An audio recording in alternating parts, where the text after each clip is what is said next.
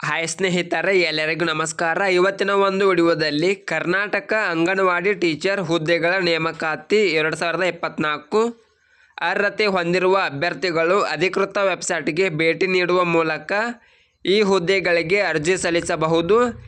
ಈ ಹುದ್ದೆಯ ಬಗ್ಗೆ ಸಂಪೂರ್ಣವಾದ ಮಾಹಿತಿ ಕೊಡುತ್ತೇನೆ. ವಿಡಿಯೋ ಸ್ಕಿಪ್ ಮಾಡದೆ ಕೊನೆ ತನಕ ನೋಡಿ. ಇಲಾಖೆ ಹೆಸರು ಮಹಿಳಾ ಮತ್ತು ಮಕ್ಕಳ ಅಭಿವೃದ್ಧಿ ಇಲಾಖೆ. ಹುದ್ದೆಗಳ ಸಂಖ್ಯೆ 216. ಹುದ್ದೆಗಳ ಹೆಸರು ಅಂಗನವಾಡಿ ಕಾರ್ಯಕರ್ತೆಯರು ಮತ್ತು ಅಂಗನವಾಡಿ ಸಹಾಯಕಿಯರು.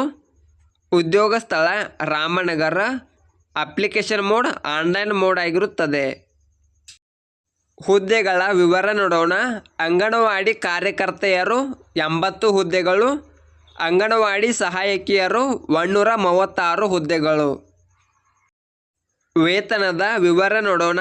ಮಹಿಳಾ ಮತ್ತು ಮಕ್ಕಳ ಅಭಿವೃದ್ಧಿ ಇಲಾಖೆ ನೇಮಕಾತಿ ಅಧಿಸೂಚನೆಗಳ ಪ್ರಕಾರ ಆಯ್ಕೆಯಾದ ಅಭ್ಯರ್ಥಿಗಳಿಗೆ ಪ್ರತಿ ತಿಂಗಳು ವೇತನ ನೀಡಲಾಗುತ್ತದೆ.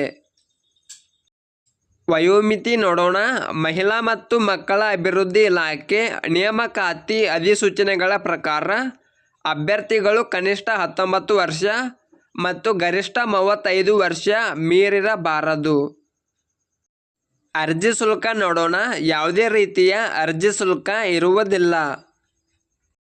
ಶೈಕ್ಷಣಿಕ ಅರ್ಹತೆ ನೋಡೋಣ.